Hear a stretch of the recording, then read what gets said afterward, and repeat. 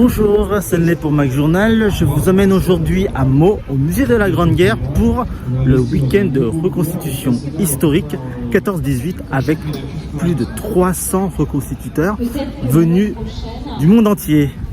Facile pour la logistique. On a quand même qui arrive. Et donc, le brigadier du Grand, c'est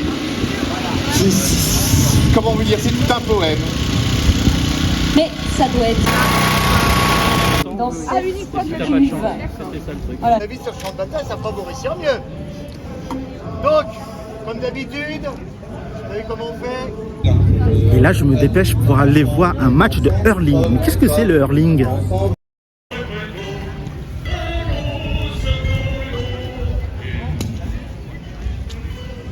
l'air et le match, et je recule très vite, et le match, et le match commence. 3 points. Le hurling, c'est déjà c'est un sport gaélique. Par rapport à l'Irlande, puisque c'est notre thématique aujourd'hui à Meaux sur la Première Guerre, nous on présente justement ce petit truc qui se passe en Irlande, qui est une révolution en 1916. Donc effectivement, le hurling, voilà, c'est un sport gaélique, c'est considéré comme le premier sport national, en tout cas de territoire irlandais quand c'est sur colonie anglaise début 20e. Aujourd'hui, le hurling est le 3e sport national irlandais. Alors, qu'est-ce qu'il y a avant? Le football, je suppose? Alors, avant, vous avez le foot et le rugby. D'accord. Donc, la crosse de hurling, Alors, qui va être par là. alors ça, c'est une vraie crosse ou vous l'avez? Ah non, ça, c'est des reproductions. C'est moi qui m'amuse à les faire pour jouer justement au hurling. D'accord. C'est un sport assez fandard.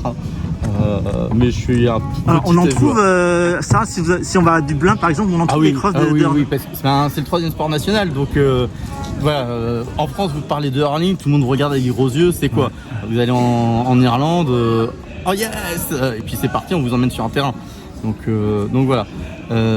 Et donc oui, le hurling va, on va dire, c'est pas qu'il va avoir une montée en puissance, c'est juste qu'on va utiliser le hurling pour préparer la révolution. D'accord. Parce que la crosse de hurling que je viens de vous montrer, d'un coup, elle peut servir de crosse pour matraquer un Anglais dans une petite ruelle. Elle peut servir de fusil d'entraînement parce que par la forme de la crosse, on peut l'épauler. On peut la prendre à l'épaule pour apprendre les mouvements de troupes, etc. Par l'école du soldat.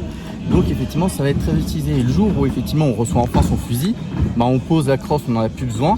Et on a déjà tout le maniement qui est déjà fait, la prise en main qui est là. Donc en fait, le hurling a servi, en fait, a été popularisé à ce moment-là. C'est comment? Il y a eu il a toujours été populaire, c'est juste qu'il a été utilisé pour, on va dire, l'entraînement militaire. Des révolutionnaires, en fait, c'est ça?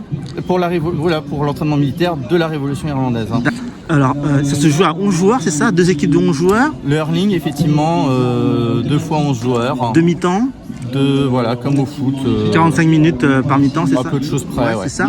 Alors, c'est un mix de quoi? De football, de rugby, de hockey sur gazon, Ouais, c'est vraiment un mix. On a le rugby, on a... j'ai envie de dire la raquette de plage où on fait poum poum poum avec. On a du foot. On a, voilà, oui, comme vous avez dit, du cricket ou du hockey sur gazon. Ouais, c'est vraiment un ensemble de différents sports. Ce qu'il faut savoir effectivement par rapport à ce sport, et ça a été le cas depuis sa création. Alors aujourd'hui, ça a un peu changé. Je vous expliquerai peut-être les équipements, mais c'est le sport à balle qui va le plus vite au monde.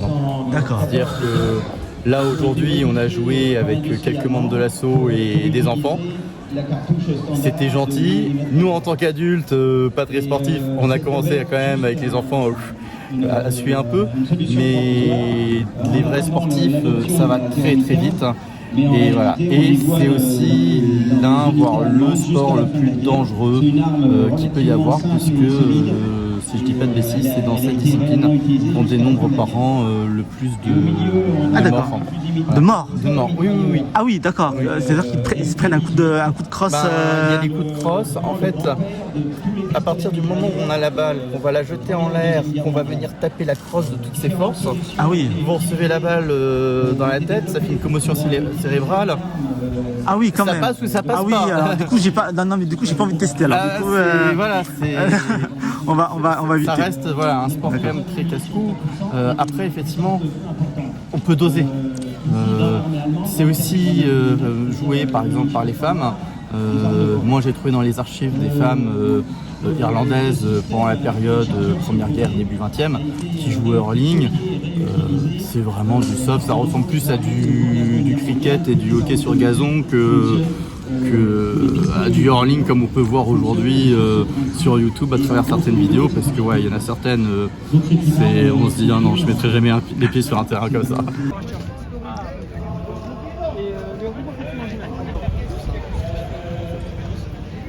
En pleine Alors installation. là, j'ai le casque du guetteur de l'armée allemande à partir de 1916.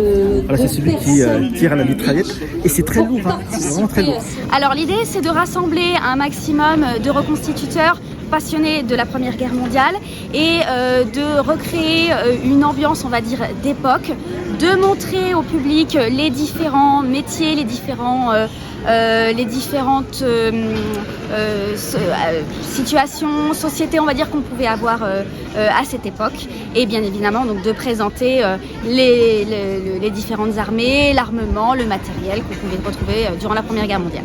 Alors aujourd'hui, qu'est-ce qu'il y a de particulier que vous présentez alors on a tout un programme officiel qu'on a proposé au public, notamment des démonstrations équestres avec des entraînements à cheval qui se sont faits dans notre zone de démonstration, des matchs de hurling, qui est un sport britannique qu'on pratiquait déjà à l'époque, le déplacement du char que nous avons au musée, qui est déplacé par l'association qui l'a créé.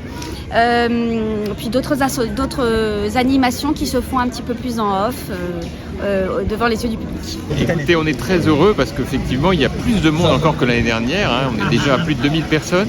C'est un très beau succès et c'est une très belle manière de valoriser le musée de la Grande Guerre. On a beaucoup de chance puisqu'on a tous les reconstituteurs qui sont très nombreux. C'est un record cette année, plus de 320. Et c'est passionnant parce que c'est des postes de secours, c'est des équipements, c'est des matériels de l'époque, c'est des démonstrations équestres. Et tout ça est très très pédagogique pour les élèves qui viennent nombreux avec leurs parents avant la rentrée des classes. Quels sont les prochains chantiers pour ce musée? Alors, prochain rendez-vous, c'est le 11 novembre avec l'inauguration des 2 wagons qui servaient au transport des troupes en 14 et qu'on a fait restaurer, et le monument américain. D'accord, très bien. Voilà. En fait, la région elle est partenaire du musée, là où on se trouve, les musées de la Grande Guerre. C'est vrai qu'on accompagne la région dans toutes les opérations, que ce soit sur les expositions. Là, prochainement, on a attribué une grosse subvention pour créer justement une tranchée à l'extérieur du musée.